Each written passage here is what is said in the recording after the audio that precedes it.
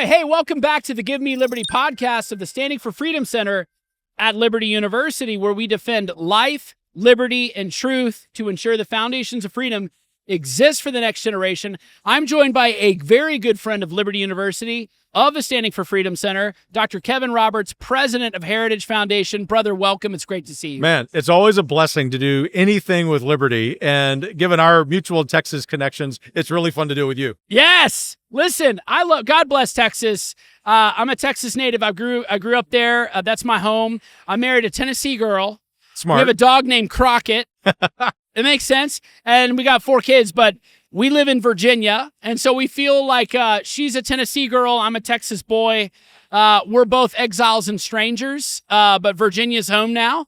And man, we're fighting for freedom. Yeah. And I love what you guys do.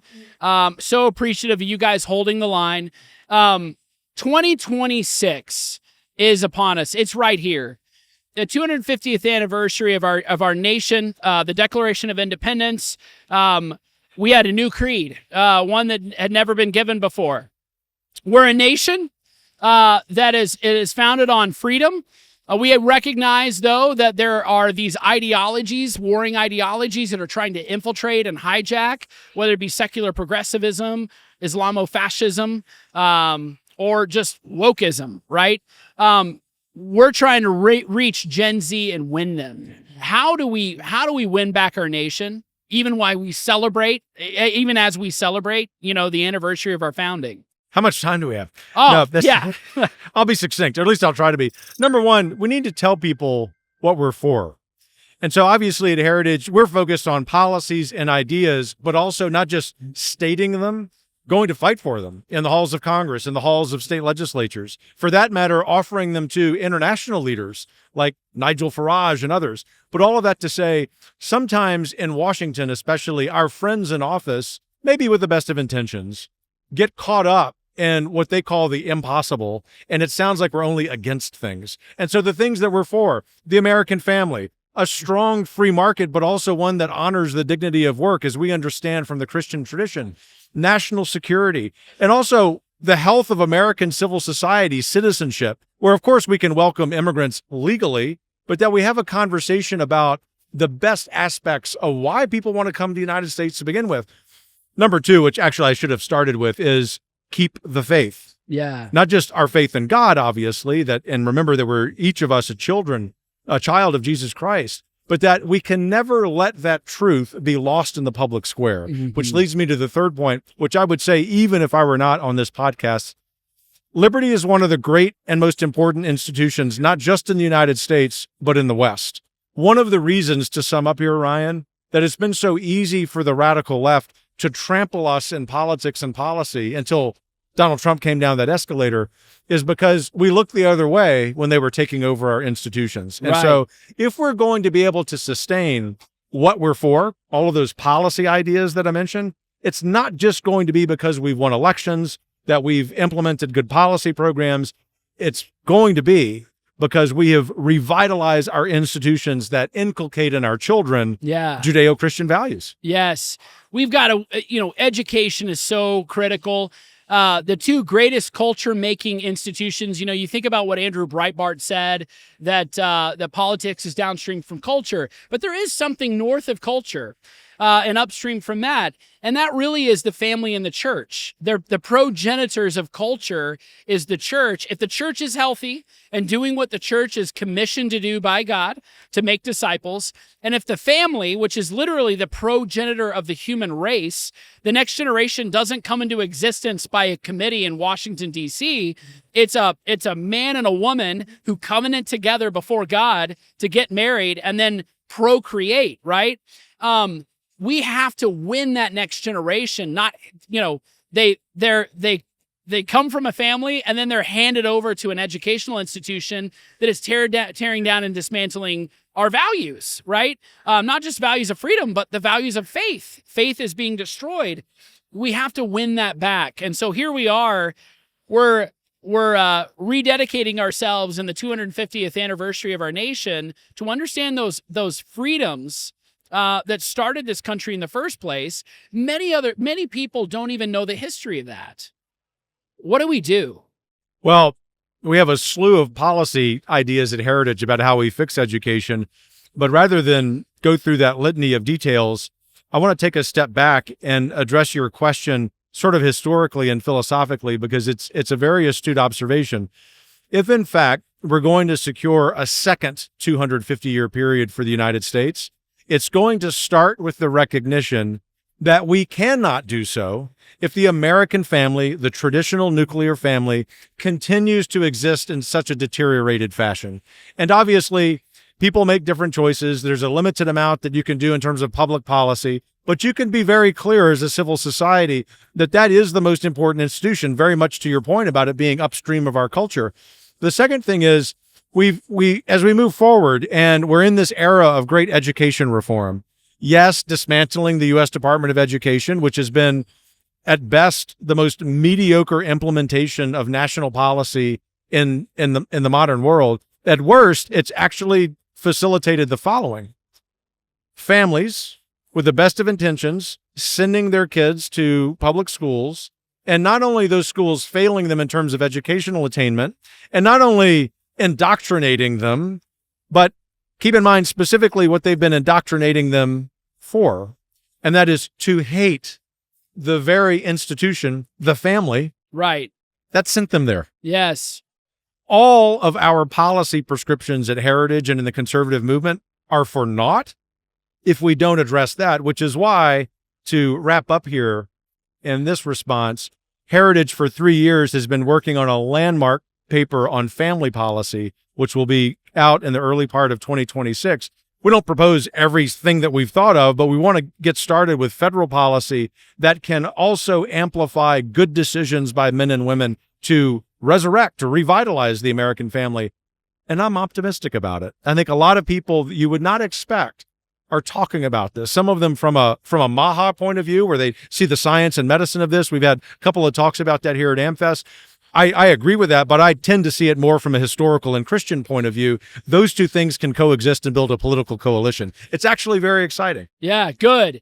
Okay, am I able to ask you about a little bit about Mamdani Socialism 2026, what you see there? Now, I'm thinking mainly about kind of the plight of Gen Z that are concerned about affordability. They're concerned about, can I have ownership in America and the American dream? You know, the average age of a first-time home buyer is roughly 41, 42, according to the latest numbers. The average home buyer is in their mid-50s. You look at when Reagan was president, I think it was in 1981, the average first-time home buyer was 29 years of age. The average home buyer was 31 years of age. So there's a huge gap there, right? That we need to get back to some sort of common sense economics here. A lot of it has to do, I hate to say it, it's the federal deficits, right? Deficit spending. I was an economics major from UT Austin. Know how this works. If you run $2 trillion in deficits year over year over year, money is not going to be as valuable. We've been off of the gold standard since 1971. Dollars lost 90% of its value. Man, what do we do? You know, is there some things that we can do that are smart, sensible, common sense steps that get us back to the right picture? Yeah, we're zealously, sort of feverishly working on that at Heritage, and we've always been concerned about it and have written about it. That is the housing affordability issue. But the reason that we're doing that with some dispatch is because Mr. Mamdani diagnosed the problem perfectly. Yeah. Now, the solutions are far from perfect, right? But credit to him, probably not just for a political victory, because it does seem as if he really believes this, for at least diagnosing the problem. Establishment Washington was saying, you don't even need to talk about the word affordability. I just disagree. I utterly disagree, because at Heritage, we see public policy formulation through the lens of everyday Americans. And I know my wife and I, just like your wife and you, make decisions about what you can afford every month and every year. This is just a common sense point. All of that to say, we at Heritage and the whole political right in the United States needs to put together an ambitious, aspirational plan of how you fix it. It definitely starts with government spending less, for reasons that you, the economist, understand. It definitely continues with a dramatic reduction in housing regulation at the federal, state, and local level. Thirdly, our friends on the center left, who tend to look at environmental policy as their religion, need to understand as we know, thinking about some Texas cities, I'm thinking about my adopted hometown of Austin, local environmental regulations have created a huge constriction or huge constraint on supply of housing. And then the fourth is we need to think about how a lot of this is financed and how a lot of this is bought. It should be illegal for Fortune 50 companies to go buy single family homes and take them off the market. And the fifth I would say is we do know, we're trying to quantify this at Heritage with some good statistical studies. Illegal immigration largely, just by definition, puts pressure on the housing market. It may be on the lower side of the housing market, but there are Americans competing for those homes as well. Yeah. We've got to do that quickly for the sake of Americans, but also for the sake of the midterms. Yeah, absolutely. I want to piggyback off of that because you mentioned immigration.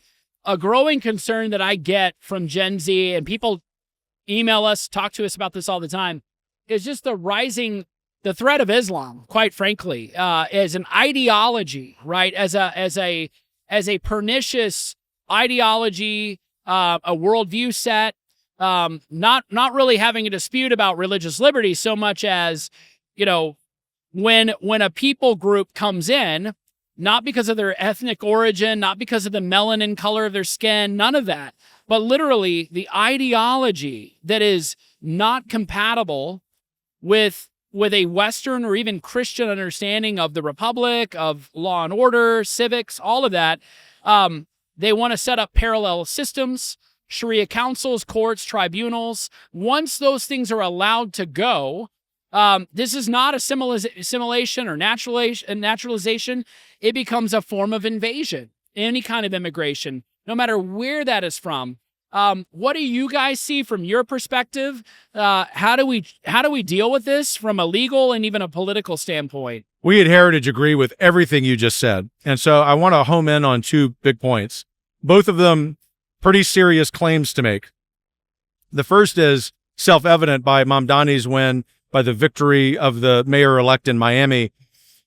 The claim is this: the greatest domestic threat to the United States right now, hopefully don't mean that in terms of violence, but domestic political threat that undermines the political order, is this coalition of Islamism and Marxism. Yes. That's Mamdani. The Red-Green Alliance. Yeah. Look, yeah. I wish the man the best. I hope he's good in New York. Certainly don't wish him or anybody harm. But the point is that it's a real danger for reasons that you outline. But the second, to home in on the real heart of your question, Ryan, is if you think about the religious liberty we enjoy in the United States, it comes out of a Christian tradition in particular, but the distinctive American Judeo-Christian tradition, exemplified in our rule of law, in which each of us can go to the church of our choices, but we don't believe, as Islamists do, I'm not talking about run-of-the-mill Muslims, that we must foist our respective schools of theology as a national ideology on every American.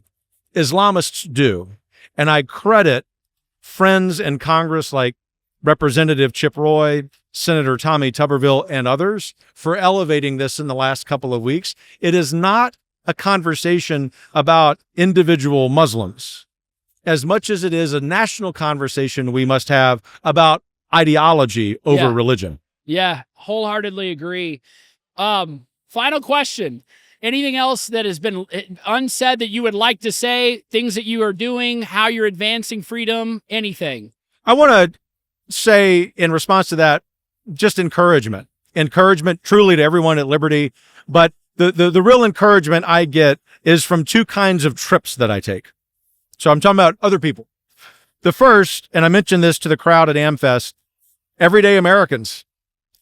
Yes, they've got a little spring in their step because there's some good policy wins. They understand that Mr. Trump and Mr. Vance have some other things to fix because of some long-running problems, but there's a confidence that's going to happen.